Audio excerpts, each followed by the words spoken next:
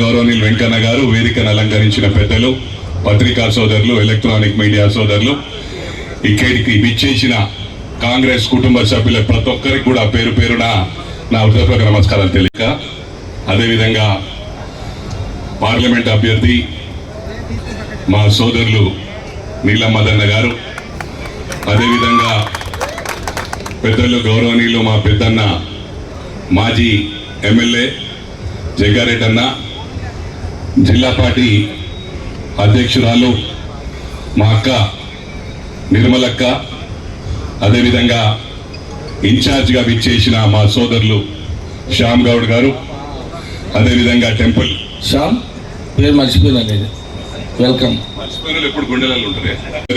Medak parliament చూస్తుంది కాబట్టి చాలా బిజీ షెడ్యూల్లో వచ్చినందుకు వారికి ధన్యవాదాలు తెలియజేస్తా ఉన్నా.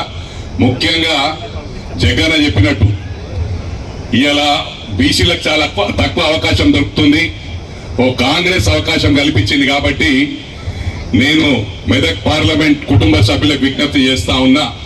నీలం మధు గారు బీసీ క్యాండిడేట్, నేను ఎఫ్సీ క్యాండిడేట్ గా చెప్తా ఉన్నాను.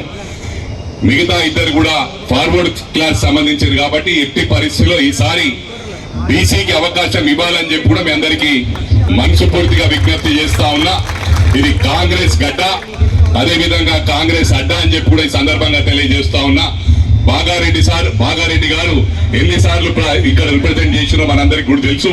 అదే విధంగా ఇంద్రమ్మ రాజ్యం మళ్ళీ వచ్చింది కాబట్టి తప్పకుండా మెదక్ లో ఇంద్రమ్మ గారు మరి ఎంపీగా ఇక్కడ నుంచి పంపించాం కాబట్టి ఎట్టి పరిస్థితుల్లో ఈసారి నీలం మదన్నకు అవకాశం ఇవ్వాలని చెప్పి కూడా ప్రతి ఒక్కరికి విజ్ఞప్తి చేస్తూ, మేము నిద్రపోయే ప్రసక్తి లేదు, మీరు నిద్రపోయే ప్రసక్తి లేదు.